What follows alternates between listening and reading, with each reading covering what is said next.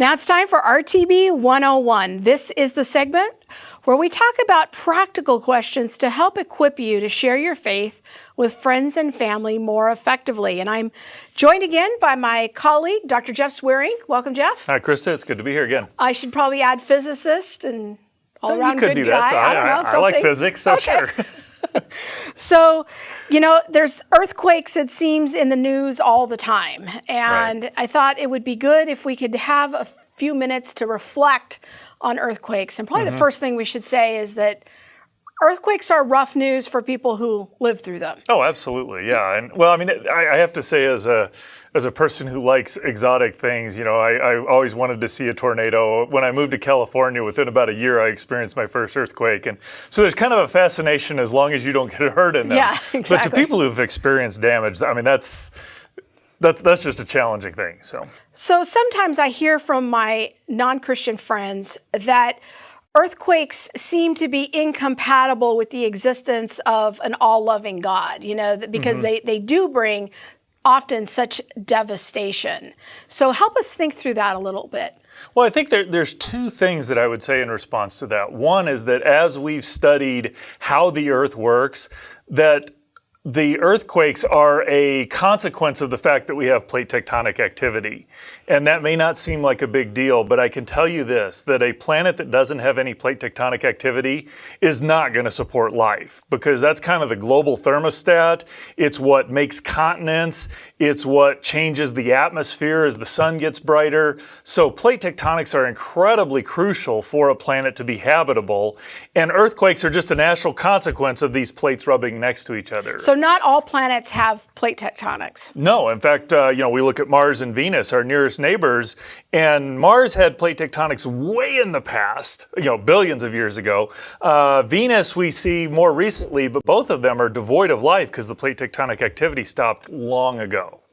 So what can we say then to our non-Christian friends? Is it like, well, this is just science, it's just physics? Is God kind of divorced from the whole equation and he's sort of back here and he's wound it up and here's how it is? Well, no, I wouldn't say that. While it's clear that it's very important for what's going on, but there's also, it's not as though earthquakes are particularly surprising. I mean, we live in California. You prepare for earthquakes, and as you prepare for earthquakes, the damage that earthquakes do goes way down. There are places like Japan which have earthquakes. They prepared for earthquakes, and so they can have mammoth earthquakes and have relatively small damage, whereas other places have much smaller earthquakes and have enormous damage because they didn't prepare for them. So there's kind of while they're very well designed, important for life, we also can't we've got to take that into account and be prepared for them. And that's what will mitigate a lot of the damage that an earthquake will do. So when we think about where we build houses, we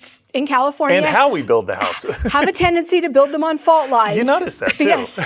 So we might be putting ourselves a little bit more in harm's way than if we have a house in another part of the country, but that might have a different natural disaster. Right. Well, and even beyond that, you can build on the fault line as long as you reinforce the house. There are things you can do. Building codes. Right, exactly. Okay. I was very upset at building codes because they made my house more expensive. But as I've seen the earthquakes, I'm like, okay, this is actually a really good thing that I had to deal with all that. So in more impoverished countries where there's less resources available, maybe governments are more corrupt and don't enforce building codes, that tends to be a contributing factor to why we see more devastation. And that's where you tend to see a lot of the very devastating earthquakes, whereas the ones that take it seriously, there's damage, but not nearly the scale of damage. So.